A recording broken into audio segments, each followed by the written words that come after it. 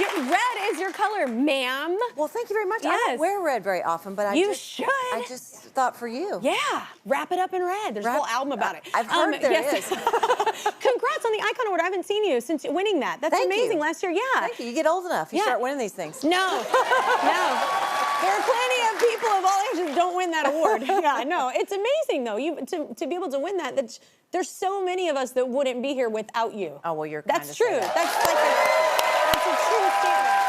I didn't know this about you. I didn't even know that Mary Tyler Moore, first of all, had a record label at one point, and I didn't know that that was your first label. Yeah, I think it was a tax write-off for her. Okay. But she had a Nashville country music label. Yeah. And I got a job as an intern, and then I got the front desk position. So I answered the phones and ordered liquid paper and watched everybody come in, living their dream while I was just, you know, answering the phones. Oh my God, I love that you're like one of the greatest singers on the planet, and you're watching these people go into studios and you're answering phones. Well, I was actually really shy, and I wasn't. Everybody in Nashville was like, "I'm really great. Would you like to hear me? Here's my cassette." Oh, I'm not good at selling myself either. I'm not good at that, and so I didn't really do that. But but that was a great job for me because it made you lit a fire under me. Because I'm like, if I don't tell people what I want to do, I'm gonna get to do this for the rest of my life. You could have just started singing at the front desk, and I'm like, you're just like one of the greatest singers ever. I just find that funny. All these clowns are walking past you recording songs, and you're like, I can do better. I could do that. Yeah, I could do that, I promise. But you also, you're such a great chef. So like, have you tried any new recipes? Anything that? I'm working on a new book. I'm always kind of. It's so good. Your food is so good. It's always interesting because I think now, because the first book was all of my mom's recipes, and then the second book was like, Aunt so-and-so's blah, blah, blah, and we've done that, you know? Yeah. And so now it's kind of, if I have something in a restaurant I love, how can I figure that out? How can I Trishify it and make it mine? Or creating You food. can do that? God, you're amazing. It's like going to get your hair done and you leave and you're like, how can I not blow dry it like this? I can't do that. I can't do that. But I have a great tester at home, and so I will make everything, and I'll be like, taste this, Garth, and he will be like, that's fine. Oh, he's honest. honest. Is the kiss of death. Okay, yes, but I want him to be honest. Then I'm mad about it, but then he's right. So we tweak it and get it. Yeah, you cook it. Yeah, exactly. Like, we can make your own lunch. I'm having cereal. I don't know what you're doing. I love the honesty. That helps. Is it true? I feel like I heard Gar say this, that you wanted to move to Ireland. Okay, he's the one who starts all these rumors. I wants love to Ireland. move to Ireland. We love Ireland. I do too. I mean, it's, you know, it's one of the favorite places to go. Yeah. So every time we're there, and the last time we were there for about 2 weeks, almost 2 weeks. Yeah. So we got a chance to go all over the areas and see all the counties, and like, we'd be cool to have a place here. And I want to live in Nashville, Tennessee. I want to live in my house with my dogs and my life. I love my life. Yes. But if I had to have a little cottage in Ireland, I would have a cottage by the We sea? could timeshare it. We could totally do it. We could just go. I am down. All right, we're doing it. Yes. Okay. I love Ireland, and I found out a lot of my family. I did like the DNA thing. I knew I was Irish, but I had a lot in Cork. Like my people from Cork, the county, the southern part. So I think Garth has some County Cork people. Oh yeah. Yeah. Maybe we're maybe it's cousin G. You don't know. I don't know. Maybe we are. Okay, so you recently performed at Jimmy Carter's funeral. When did y'all meet? Because y'all were close, right? Yeah, you know, I first met him actually in an Atlanta Braves game, like Georgia girls do. Georgia boys. Yeah. But Habitat for Humanity, you know, he and Miss Roseland were the most famous volunteers, and they were just so amazing. They, into their 90s, were building, swinging a hammer like you. They worked, and they just led by example. And they're how to be. I think that's beings. why they lived to their 90s. Like when you have that purpose and it's outside of yourself, and that's got to be great. Yeah, he would always, you know, they'd always plan the next build and announce it that year, and he was always planning for the next year. He never stopped.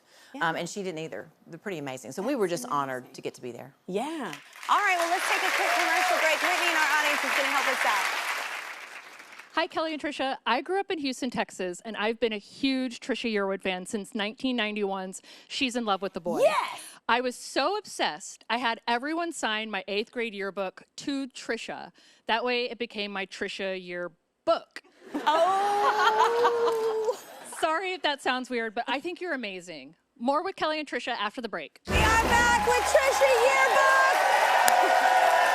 Trisha Yearwood, her new album album is coming out soon, and our new tour starts April 30th. Details for each are online. I'm very excited to see. You're one of my favorite people to see live because you sound even better than the record. You sound better than your records. You are being nice. Tell us about the new album.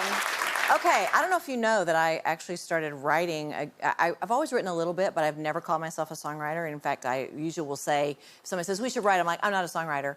Because someone told me when I was in college that I was not a songwriter, and I let it be the truth for, you know, just like 45 years. But really stuck. But I sort of had an aha about, like, why does that have to be the truth? You know, I grew up on, my hero was Linda Ronstadt, still is, and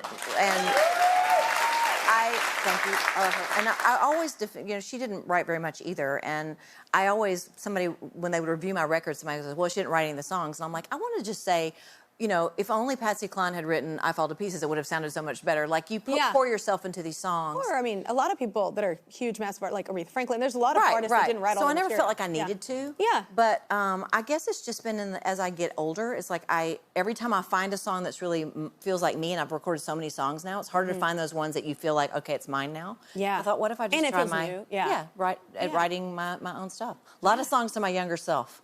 Yeah. So wait, you're performing The Wall or The Way Over today. So what's this one about? Which there's a lyric I'm about to talk about, which I love. It's kind of that. This kind of like words matter. It's like, be careful what you say, because words have a way of staying in the back of your mind. It's like, are you going to be the person that is supportive, or are you going to be the person that puts up the wall to hold that person back? And I like this lyric I'm about to point out because it's, wow, I wish I'd written it.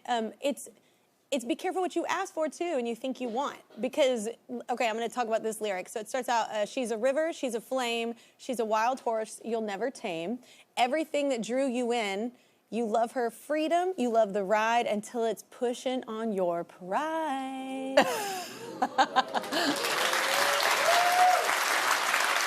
I love this lyric so much. It's very rare that I hear something I'm like, damn it, I wish I'd written that. You know what I'm saying? Like, because it is true. I feel like, I don't know what it exactly means for you, but for me, like, I guess it's, you know, how you receive it. But it's like, sometimes I feel like a lot of times I get penalized. People fall in love with me for a certain reason, or they like me for a certain reason, and then you get penalized for it. And it's like, I'm the same person, dude. I didn't change. Yeah, like, I loved you in the beginning because you were so wild and crazy. Well, I still am, and it's not so fun for you anymore that I'm a little bit wild and crazy. Yeah, and now it's like getting in your way of whatever you're planning, and it's like, wait, what? That's not fair. You get persecuted for what you were first praised for. Yeah, the thing you fell in love with is now the thing that annoys you, and that's not cool. That's on you. That's exactly right. Because it is, be careful what you ask for, like where, you know, what kind of relationship you want to be in. But I think that lyric is going to resonate so much with people.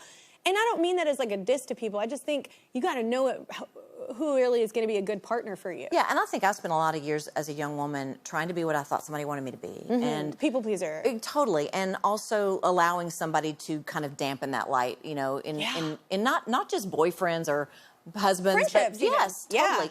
And you get to an age, if you're lucky, where you kind of go, you know what, I'm just going to work, I'm just going to be me. Yeah. And some people are not going to love that. Yeah. You get old enough to go, boundaries are healthy. Yeah, boundaries are healthy. I agree. Well, you had a performance at the Bluebird Cafe, so how was it performing the new stuff? You know, what's interesting about it is, I mean, I have always kind of hidden behind music as like, well, this song's really personal, but I didn't write it. Well, I can't say that about these songs. Yeah. So performing some of them made me just really emotional. Vulnerable. The crying. Like, I'm not a crier. Like, my husband cries at commercials. I'm not the crier. I'm your husband. Yeah, I cry at everything. But and allowing myself to be emotional, be like, this one really moves me. So it was really amazing, and the support.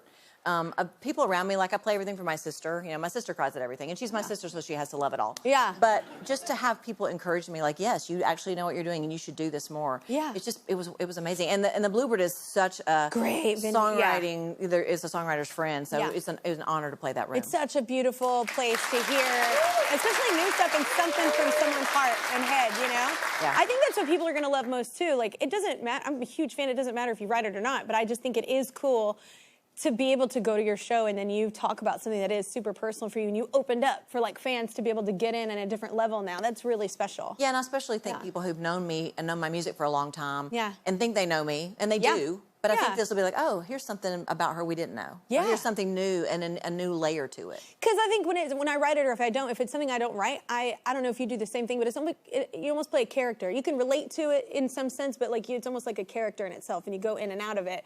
but you can't, like you said, hide behind that character when it's really you and what you're bearing, you know? It's so funny you say that, because I always say that. I'm always like, I put myself in a movie for 3.5 minutes. Me too. And I become a character in the movie, and then I go to the next movie. And then my mom gets so upset whenever, like, not really upset, but she's like, why do you, she's like, because I'll be like really serious in the song, and then it breaks, and then I'm just a goofball. And she's like, why do you just hold it? Just like, don't. Just I'm the same. I can't do it. I can't. The dramatic ending. Oh, can't Reba and I toured together, and it was like, it was the biggest lesson touring with her, because she was like, just hold it. And she was like, because she's such a professional. And by the end, I'm like, okay, let's get to the next song. And she was like, let them clap. And it was such a lesson. She was like, let them enjoy it. And I hated it. I don't like it either. Oh my God, I hated it. But by the end of the tour, I was like, so okay, fine, solid point. I was like, but it was so hard for me. I know it's hard to do, but it really is true. Like when I'm on tour with Garth, it's like he does that really well. He's like and her. I feel I'm you. And I want to my pants. I know. Yes. And then and sometimes we do. And then, so when you're out there and then you take the moment and then the applause gets bigger, you're like, oh, I get this. This is why we do this. No, and it's a lesson I had to learn, but I'm still bad at. The tour starts in April. I cannot wait to see. So what can people expect from this show? Well, tickets are on sale. Yeah. I think that what we're going to do, like, I can't imagine I will never do a show and not do She's in Love with a Boy and How Do I Live and Walk Away Joe, those songs. Yeah. But also, we're going to have a little segment in the middle of the show that is this kind of songwriter series. In Nashville, they do In the Rounds a lot. And we're going to do a little bit of In the Round. And a couple of songwriters who I've been working with are going to come out and do some songs with me. So it's going to be a little different. It's going to be kind of what people have seen before, plus this new thing. You get to go a little deeper. Yeah, I like that. In the deep end. Oh, that's very cool. We need another break, but stay here because Trisha's got a performance of her new song, The Wall or The Way Over, a little later. It's amazing. Info on her new album and tour online right now.